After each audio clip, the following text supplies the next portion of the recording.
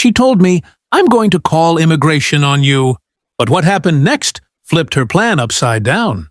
That was the moment everything in my quiet, rural life turned into a story worth telling. You see, I'm not someone who usually looks for drama.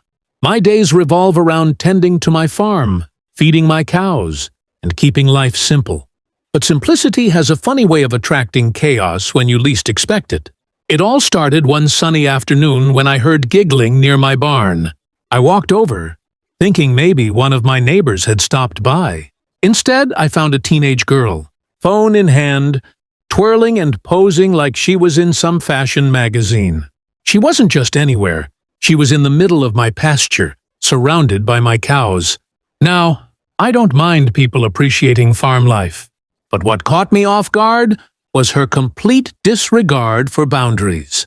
My cows aren't props for Instagram clout. Still, I thought it was harmless enough, until I realized whose daughter she was. That's when Karen appeared. You know the type. Sunglasses perched too high on her head, arms crossed, that tone of voice sharp enough to slice through steel. She marched over like she owned the place, barking about how her daughter was just having fun, and how I should be grateful. Someone was giving my ugly cows attention. I calmly told her my property wasn't a backdrop for strangers' photo shoots. That's when Karen's face twisted, and her voice dropped lower. "Keep pushing, and I'll call immigration.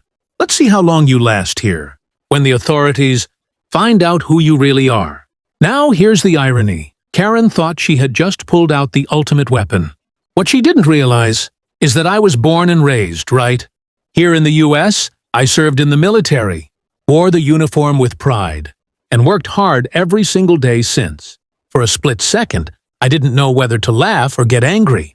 My service, my sacrifices, the nights spent overseas, all suddenly reduced to a cheap threat by someone who didn't even know the first thing about me.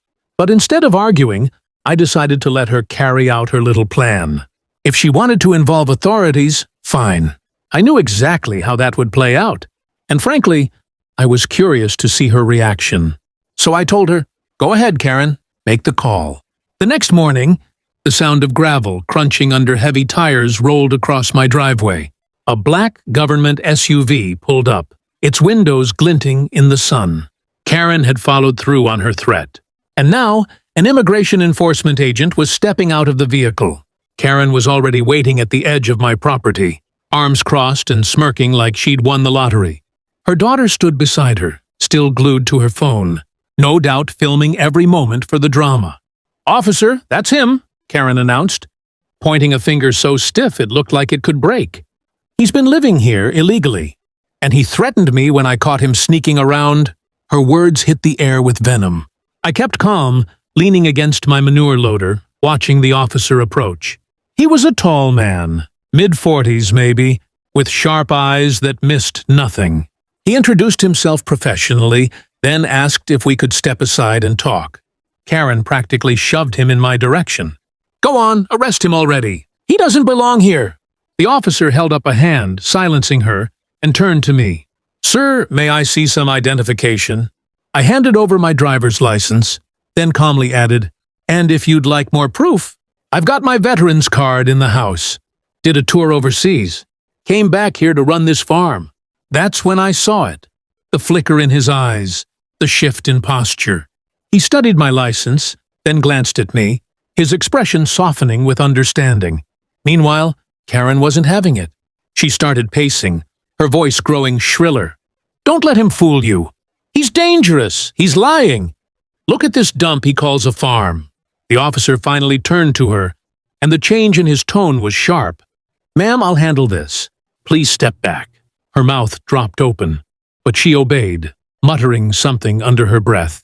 The officer handed back my ID and, lowering his voice so only I could hear, said, "Thank you for your service. I can see what's happening here, and I apologize for the trouble." I gave him a small nod, though inside I couldn't help but feel a swell of pride. Karen had tried to weaponize the system against me, but instead, it was her ignorance being laid bare. Still, the situation wasn't over. The officer wasn't done, and Karen wasn't either. She had one more move up her sleeve, and I could see it brewing on her face as she clutched her daughter's arm. Karen couldn't stand it. The moment the officer thanked me, her smirk dissolved into rage. Her face flushed red, and she stomped forward like a child denied candy. "This is ridiculous," she shouted, her voice cracking. "You're just going to believe him? Don't you see what he's doing here? He's trying to trick you with fake papers. People like him always find a way to sneak through the cracks." Her words stung not because they held truth. They didn't, but because of how recklessly they spilled out, dripping with prejudice. The officer's jaw tightened. He shot her a warning glance. "Ma'am, unless you have real evidence, I suggest you stop making accusations." But Karen wasn't built to stop. She grabbed her daughter's phone and shoved it toward the agent. "Look, my daughter has proof. Pictures of him creeping around with farm equipment. Who knows what he's hiding back there?" I almost laughed. "Farm equipment? Really?" If anything, the photos would show me feeding cows, hauling hay, or standing next to my old manure loader. Not exactly the crime of the century. The officer sighed and scrolled through the photos. Sure enough, there I was, photobombing one of the girls' selfies with my loader raised high in the background. A big grin plastered on my face. A farm joke, nothing more. The officer actually chuckled. "Ma'am, all I see here is a man working his land and, frankly, having a bit of fun with your daughter's camera." Karen snatched the phone back, sputtering. "You don't get it. He's dangerous. He threatened me." That's when the officer turned serious. He squared his shoulders and asked, "Threatened you how?" Karen faltered. Her mouth opened and closed like a fish out of water. She hadn't expected to be pressed for details. Well, he told me I couldn't be here. He raised his voice." The agent looked at me. I simply shrugged. I told her my cows weren't photo props. That's all. Silence fell. Karen's daughter shifted uncomfortably, clearly embarrassed, eyes glued to the ground. The officer folded his arms, then spoke firmly. "Ma'am, from what I've seen and heard today, you trespassed onto his land. Your daughter entered without permission, and instead of apologizing, you attempted to make a false report to a federal agency." Karen froze, stunned. The power she thought she had evaporated in an instant. Her daughter tugged on her sleeve, whispering for them to leave. But Karen wasn't ready to give up. No, Karen had one last desperate card to play. Karen's desperation was like a storm building in the distance. Her lips quivered, her fists clenched, and her voice came out sharp enough to cut glass. "If you don't do something," she barked at the officer, "I'll take this to court. I'll make sure he pays for what he's done. People like him shouldn't be allowed to live here and take up space." Her daughter tugged harder at her sleeve, mortified, whispering, "Mom, stop! Please, you're making it worse." But Karen wouldn't listen. Her pride had trapped her, and she was too stubborn to admit she'd lost. The officer stepped forward, his stance firm. "Ma'am, let me be very clear. Making false claims to federal authorities is a serious offense. You could be fined, even prosecuted. If you keep pushing, you're going to be the one in trouble here, not him."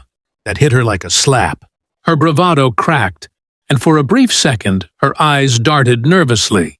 But instead of apologizing, she spun on her heel and hissed, "This isn't over." She grabbed her daughter's wrist and stormed off toward the street. The sound of her angry footsteps faded, leaving behind an almost comical silence. The officer shook his head, muttering, "Every week it's something new with people like that." Then he turned to me with a small smile. "You handled that well," he said. "A lot of folks would have lost their temper." I chuckled, leaning against my loader. "Well, military taught me patience. And besides, I figured you'd see through her eventually." He extended his hand. "Again, thank you for your service. Folks like you are the reason I'm able to do my job the right way. Don't let someone like her get under your skin." I shook his hand, feeling a strange mix of pride and relief. It wasn't just that Karen's scheme had backfired. It was that, in trying to use the system against me, she ended up exposing her own ignorance. As the SUV pulled away, my cows mooed in the pasture, as if giving their own commentary on the absurd scene. I couldn't help but laugh. The whole thing started with a teenager sneaking selfies, and ended with an officer thanking me for my service. Later that evening, I spotted a new post online. Karen's daughter had uploaded one of her selfies, the one where I'd photobombed with the manure loader raised high. The caption read, "Farm life is wild, and my mom is crazy." Thousands of likes poured in. For once, the world saw the truth without me saying a word. And me? I just went back to my chores, grateful that some battles win themselves. Enjoying this wild farm story? Hit that subscribe button for more. Real-life tales that prove truth is stranger than fiction. If this one made you shake your head or laugh, drop a like and tell me in the comments. What would you have done if Karen threatened you with immigration?